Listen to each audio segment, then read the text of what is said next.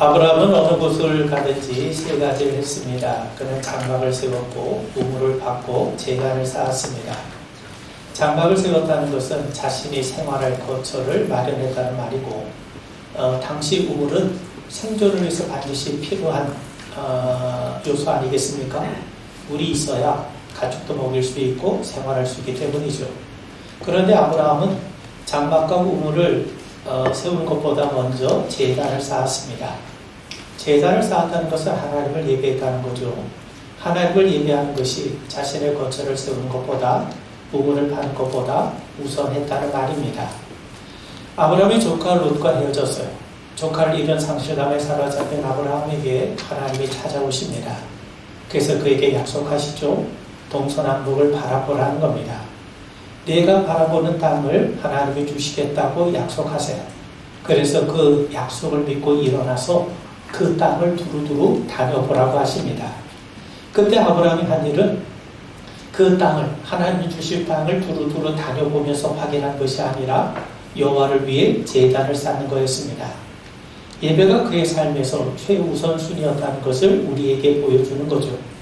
반면 조카 롯은 장막을 세우고 우물은 팠지만 제단을 쌓은 기록이 없습니다.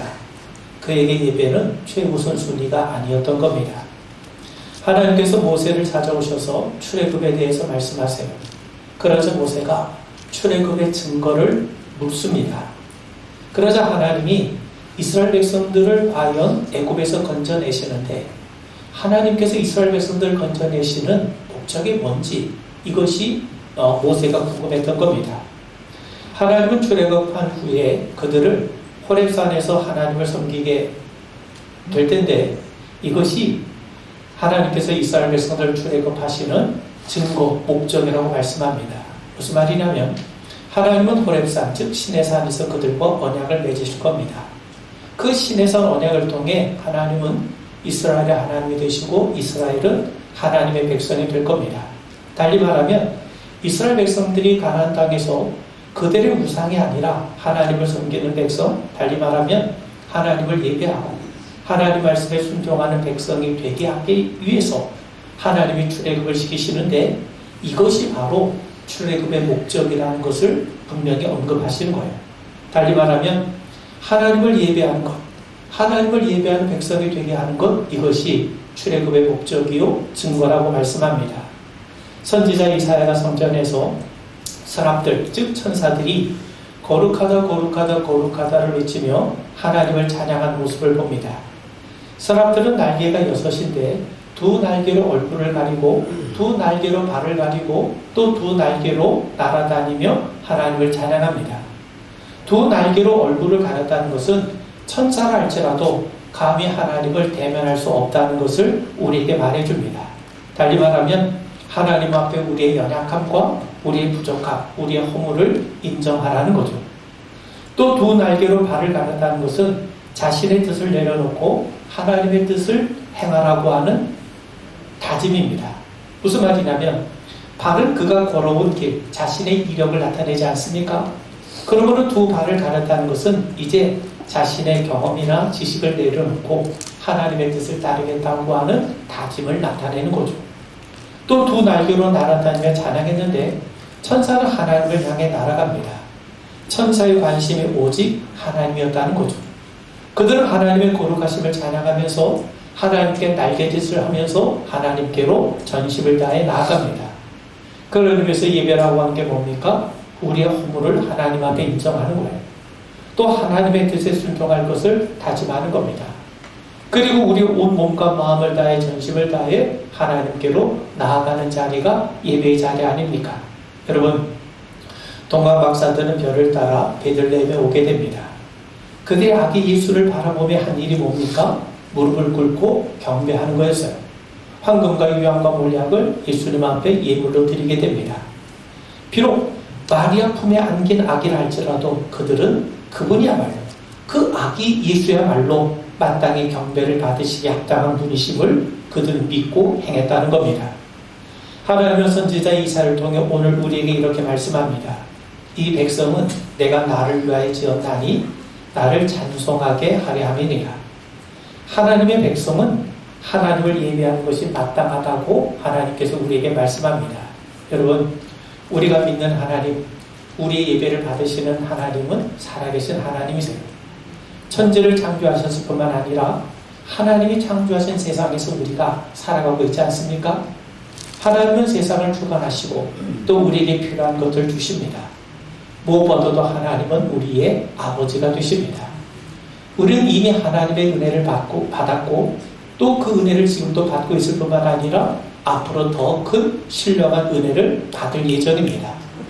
바울은 말씀하기를 우리가 하나님께 우리의 몸을, 우리 자신을 산제사로 드리는 것이 합당한 예배라고 말씀하죠. 그러므로 예배는 뭡니까? 우리의 자신을, 우리의 몸을 하나님 앞에 산제사 드리는 겁니다. 드리는 행위는 마지못해 드리는 수동적인 의미가 아닙니다. 적극적인, 능동적인 행위인 겁니다. 우리는 끌려가는 인생이 아니라 자원해서 하나님 앞으로 나아가는 인생인 겁니다. 그런 의미에서 여러분, 예배에서 우리는 관객이 아니고 구경꾼이 아니고 예배의 감상자가 아닙니다. 우리는 적극적인 예배의 참여자임을 우리 분명하게 알게 되길 바랍니다. 여러분 생각해 보세요. 참여하는 기쁨이 있어요. 노래를 듣는 것도 좋지만 내가 직접 노래를 부르면 훨씬 즐거움이 더해가지 않겠습니까? 운동 경기를 우리가 관람하는 것도 좋지만 내가 직접 몸으로 참여하는 즐거움은 이에 비할 데가 없죠. 비할 수가 없죠. 우리가 교회에 오는 것은요, 남들이 예배하는 것을 구경하기 위해서 오는 것이 아닙니다. 우리는 하나님 아버지를 예배하기 위해서 오는 겁니다. 예배의 구경꾼 방관자가 아니라 예배의 당사자가 우리요, 예배의 적극적인 참여자가 되는 것이 마땅합니다. 그러므로 우리는 좀 더 적극적으로, 능동적으로 예배에 동참해야 되죠. 찬송 부를 때 입만 뻥끗하지 마시고 우리가 힘차게 함께 불러야 됩니다. 누군가가 기도할 때 그 기도에 우리의 마음을 담아서 간절한 마음으로 함께 그 기도에 동참해야 마땅합니다. 설교를 들을 때에도 내게 주신 하나님의 말씀으로 믿고 경청하세요. 헌금을 드릴 때도 인색한 마음으로 하지 말고 감사하는 마음으로, 자원하는 마음으로 기쁘게 동참해야 됩니다. 우리가 공동 식사를 할 때도 주님이 베푸신 식탁에 내가 초대받았고 함께 마주하는 마음으로 즐겁게 식사할 수 있어야 됩니다. 여러분, 하나님은 우리를 교회의 지체로 삼으셨어요. 그리스도를 머리로 삼으시고 우리를 그리스도의 몸된 교회의 지체로 삼으셔서 공동체를 이루어 주신 겁니다. 하나님은 성령 통해 우리를 교회, 즉 한 몸으로 연합하게 만드셨어요. 그러므로 성령이 하나 되게 하심을 힘써 지키는 것이 우리들의 본분 아니겠습니까? 하나님은 우리에게 교회라고 하는 공동체를 허락하시고 공동체의 지체가 되게 하신 것을 우리는 분명하게 헤아려야 합니다. 우리는 홀로 살 수가 없어요. 요즘 혼자 여행하는 사람들도 늘어나고 있고 혼자 밥을 먹거나 홀로 취미생활하는 사람들도 많이 있지 않습니까? 물론 신앙생활을 하는 데 있어도 우리가 홀로 할 수 있는 영역이 있게 마련입니다. 우리는 혼자 스스로 성경을 읽고 혼자 기도하고 얼마든지 혼자 찬양할 수 있어요. 그런데 인간은 근본적으로 더불어 살아가는 존재 아니겠습니까? 로빈슨 크루소는 외딴섬에서 홀로 지냈지만 그렇다고 평생 홀로 지낼 수 없지 않겠습니까? 그리스도인들도 마찬가지입니다. 하나님은 우리를 교회로 부르셨고 우리를 여러 지체와 더불어 한 몸 되게 하셨어요. 교회는 개인적으로 존재하지 않습니다. 교회는 공동체로 존재하게 마련입니다. 여러분, 요즘 우리 세대 문화 트렌드는 개인화를 넘어서 초개인화의 근거에서 형성되어 가고 있습니다. 요즘 AI가 일상화된 시대를 살아가다 보니까 대부분 개인화된 맞춤 서비스에 익숙하게 사용하는 그런 시대가 되고 말았던 거죠. 우리는 AI 기술의 알고리즘을 통해 개인에게, 나에게 특화된 서비스를 제공받기 때문에 늘 내가 중심이 되는 세상에서, 그런 환경에서 살아갈 수밖에 없어요. 근데 너무 개인화가 가속되어 가다 보니까 정말 우리에게 필요한 건 뭡니까? 바로 공동체의 경험 아니겠습니까? 여러분, 하나님은 아담이 홀로 있는 것을 좋지 않게 여기셔서 여자를 짝지어 주심으로 가정이라고 하는 공동체를 허락해 주셨습니다. 또한 하나님은 이스라엘 백성들에게 내가 거룩한 것처럼 너희도 거룩하라고 말씀을 합니다. 그렇게 말씀하시면서 하나님 앞에 거룩해져야 될 대상이 너라고 하는 개인이 아니라 너희라고 하는 공동체임을 분명하게 말씀하신 겁니다. 그런 의미에서 이 말씀은 거룩함이라고 하는 것은 개인의 차원이 아니라 공동체로서 제대로 이룰 수 있다는 걸 우리에게 말씀하신 거죠. 우리는 공동체를 통해서 각자의 성품이 다듬어져 가고 그 안에서 진정한 삶과 신앙의 열매를 맺어갈 수 있지 않겠습니까? 잠언 27장 17절에 보면 철이 철을 날카롭게 하는 것 같이 사람이 그의 친구의 얼굴을 빛나게 한다 하는 말씀이 있어요.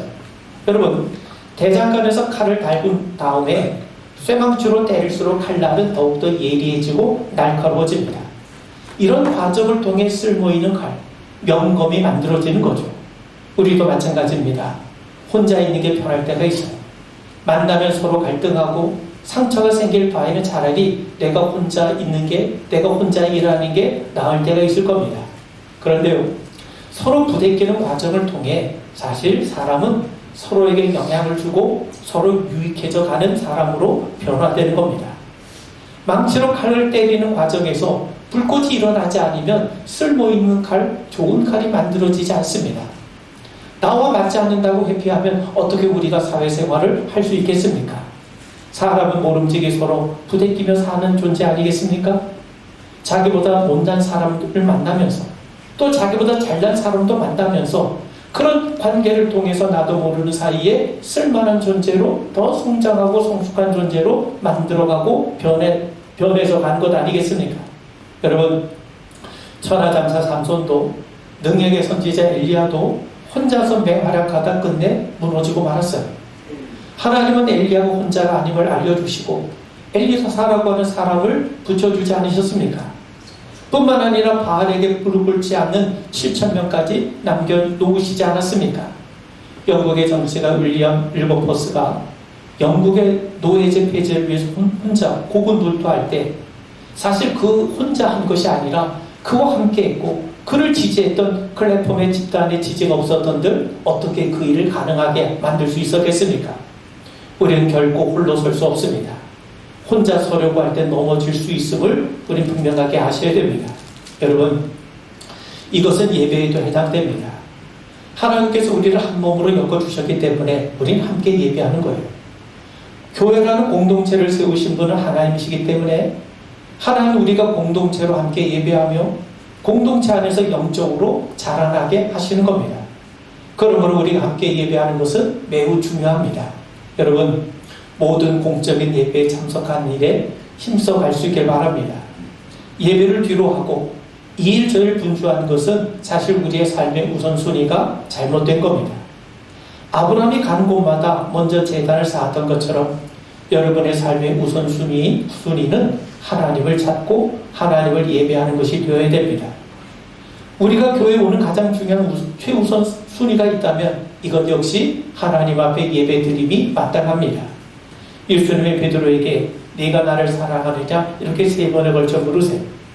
베드로가 내가 예수님을 사랑한다고 고백을 하자 예수님은 그때 비로소 내 양을 먹이라 내 양을 치라 하시면서 사역을 당부하십니다. 사역을 맡기시기 전에 먼저 예수님에 대한 사랑의 고백을 먼저 확인하시죠. 예수님을 사랑하지 않으면서 행하는 모든 사역은 사실 예수님과 아무 상관이 없다는 것 아니겠습니까? 우리가 행하는 사역이 크든 작든 예수님을 사랑하는 마음으로 행하는 사역이야말로 하나님께서 인정하시고 하나님께서 기뻐 받으시는 사역이 되는 겁니다. 그런데 우리가 하나님을 사랑하는 가장 구체적인 행위가 뭡니까? 그게 바로 예배인 거예요. 그래서 하나님은 지금도 예배자를 찾고 계시는 겁니다. 예배가 우선되지 않으면 봉사와 섬김은 얼마 지나지 않아 원망과 불평거리가 될 수가 있어요. 그런 의미에서 여러분, 사역자가 되기에 앞서 하나님 앞에 예배자로 서는 일에 힘써가는 우리 모두가 되길 바랍니다. 우리가 서로 하나님의 말씀을 듣고 기도하고 서로의 믿음을 격려하기 위해서는 사실 공동의 예배가 필요합니다.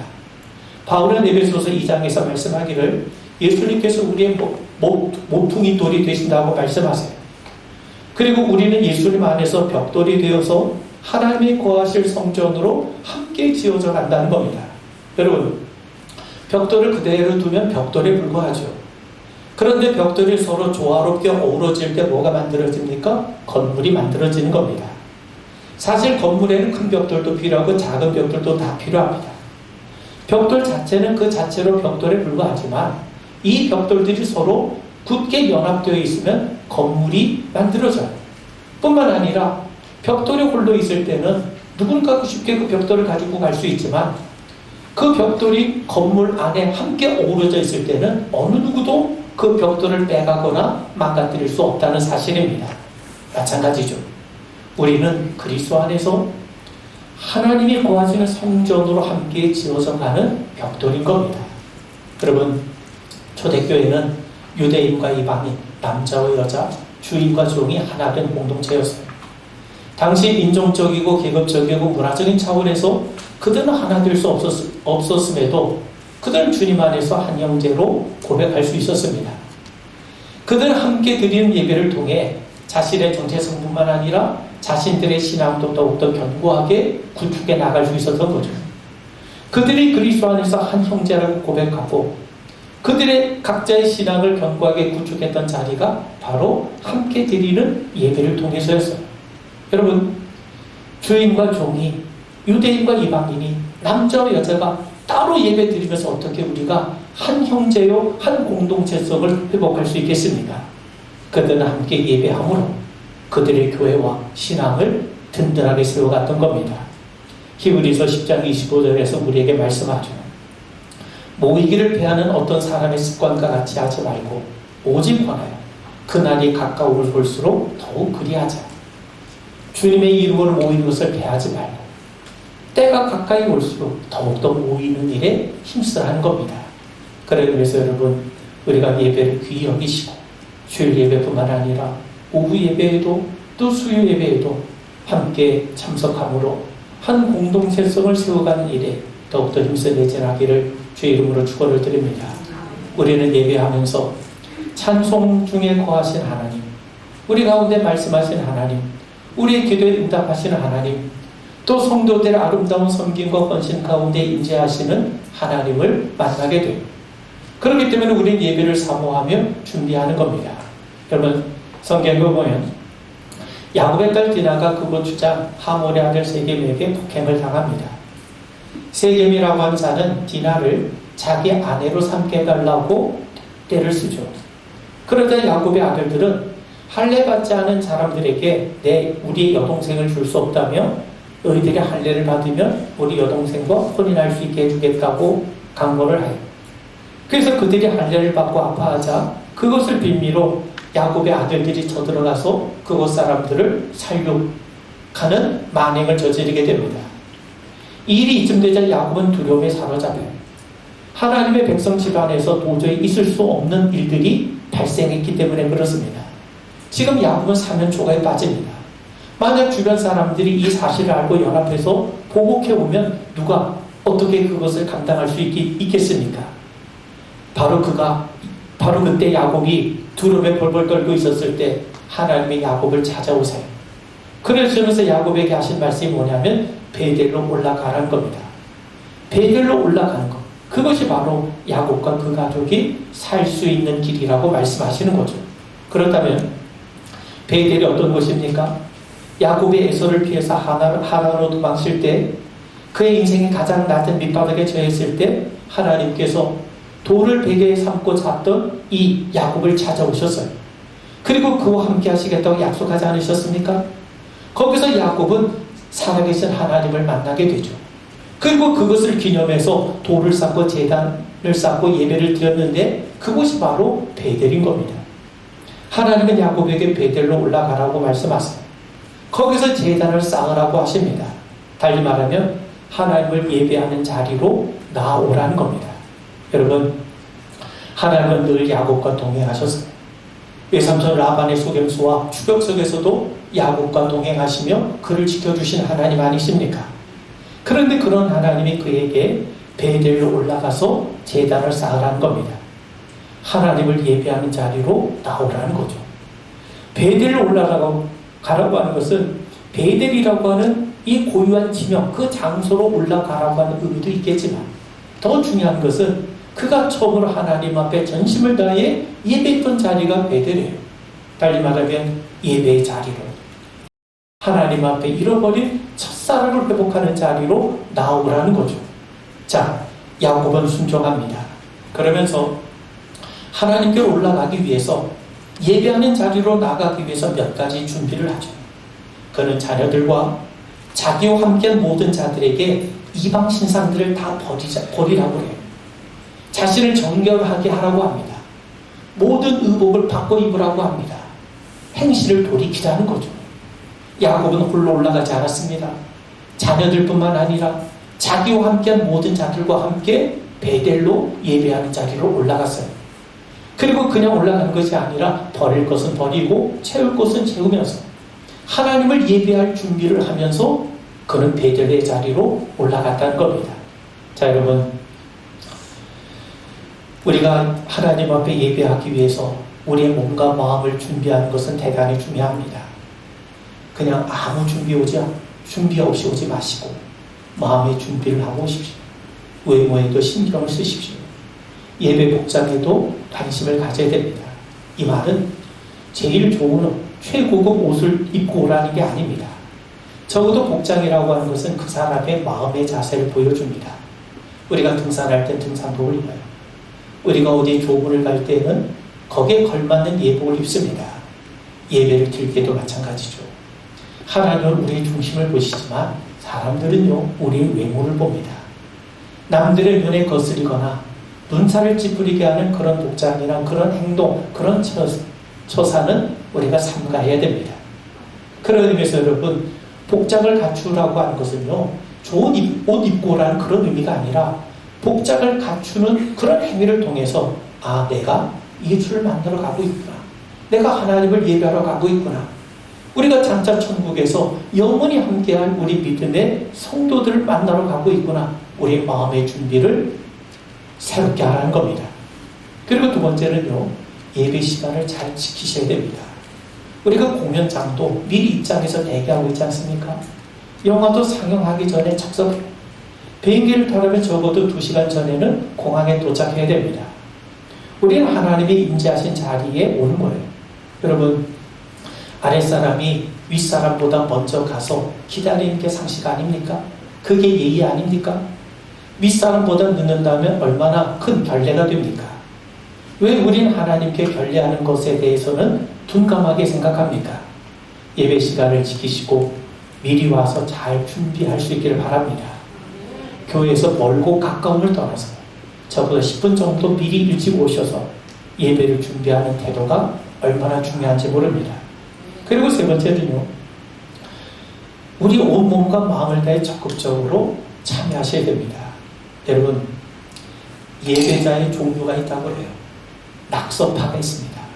예배 드리면서 괜히 주보에 낙서하거나 온갖 메모하는 사람들이 있어요. 구경파가 있습니다.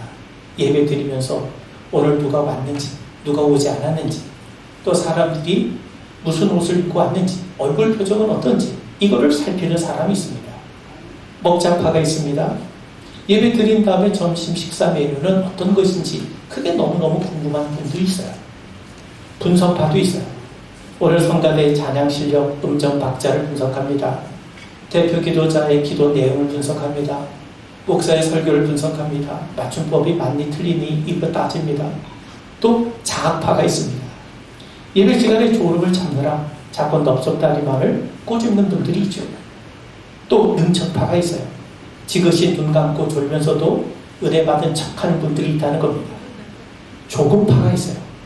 마칠 시간이 되면 다 알아서 맡길 텐데 뭐가 급한지 자꾸 시계만 쳐다보는 분들이 있습니다. 탐구파가 있습니다. 예배에 집중하지 않고 언제부터 성경을 이렇게 봤다고 성경책을 펴놓고 여기저기 주시는 분들이 있어요. 먼 산파가 있습니다. 예배 시간에 그저 멍하게 먼 산만 바라보는 분들이 있다는 겁니다. 여러분, 우리 교회 안에 이런 분들이 안 계신 줄 믿습니다. 예배라는 게 뭡니까? 우리 몸을 하나님 앞에 산제사 드리는 거예요. 적극적으로 참여하십시오.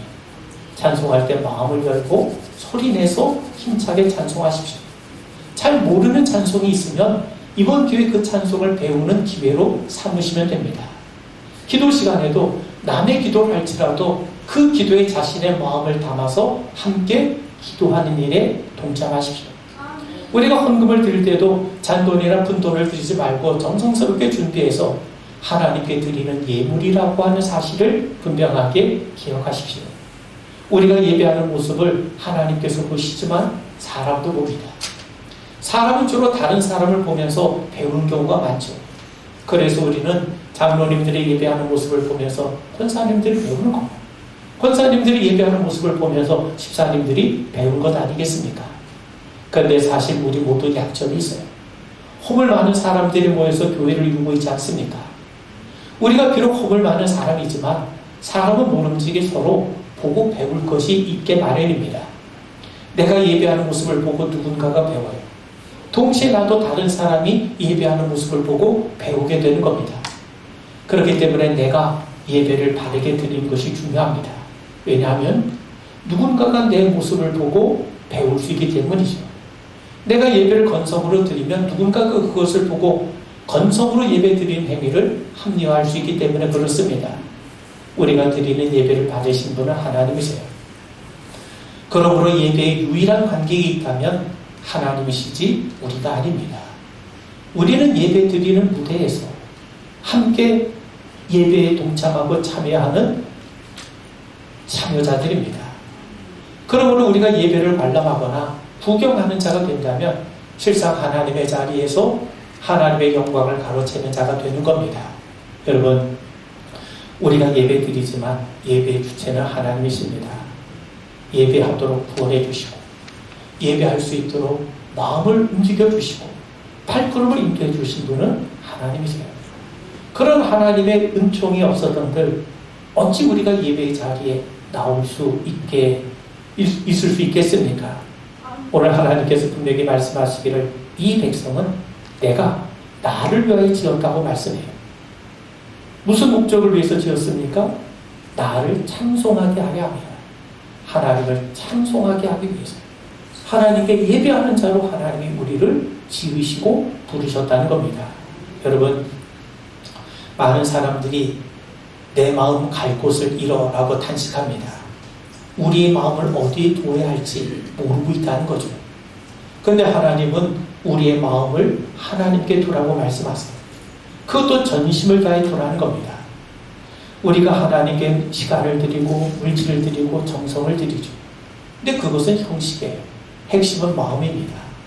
마음 없이 행하는 것은 위선이 되고 쇼가 되기 때문에 그렇죠. 하나님은 우리 마음에 변두리를 원하시는 분이 아니십니다. 중심을 원하세요. 왜 우리 신앙생활에 답답합니까? 왜 하나님과의 만남이 없고 뭔가 영적인 돌파가 이루어지지 않습니까?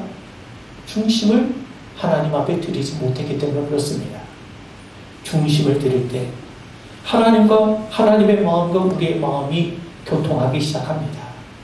그럴 때 비로소 기쁨과 위로, 충만함, 평안, 신앙의 행복이 있게 마련이죠. 그런 의미에서 여러분, 예배는 우리의 마음의 중심을 하나님 앞에 드리는 거예요. 우리의 모든 삶의 중심에 하나님을 모시는 자리, 이게 바로 예배인 겁니다. 하나님이 우리의 마음의 중심이 계실 때, 하나님이 우리의 삶의 중심에 계실 때 비로소 재물의 문제, 건강의 문제, 직업의 문제, 가정, 사랑, 자녀, 취미, 이 모든 삶의 영역이 하나님을 중심으로 제자리를 찾고 균형을 이루게 되는 겁니다. 여러분, 몸도 균형을 이루어야 건강하고 자연스럽고 아름답죠. 중심이 휘어지거나 비틀려 있으면 건강할 수 없어요. 몸도 힘들어집니다. 하나님이 중심이 되시길 바랍니다. 주님 외에 다른 것에 마음을 빼앗기지 않으셔야 됩니다. 그래야 우리가 영적으로 건강해지죠. 그리고 우리의 삶이 온전해지죠. 그게 바로 예배입니다. 예배는 하나님을 우리의 중심에 모시고 그렇지 않은 것들을 변두리로 몰아내는 작업이에요. 이게 예배입니다. 하나님께서 우리를 지으시고 하나님께서 우리를 부르신 목적이 여기 있지 않겠습니까? 하나님께서 우리의 삶의 중심이 되시고 그리고 우리가 움켜졌던 것들이 하나님 중심으로 주변의 자리에 차지할 때 비로소 우리의 삶이 회복이 되는 귀한 은혜 역사를 누리게 될 줄 믿습니다. 우리 기도합니다. 하나님께서 우리를 예배자로 부르신 것을 믿습니다. 예배의 기쁨을 알게 하시고 하나님께서 우리의 삶의 중심에 임재하셔서 주님으로 인해서 우리의 삶이 온전하게 회복되어가는 우리 모든 성도 되게 하옵소서. 예수님을 받들어 간절히 기도하옵나이다. 아멘.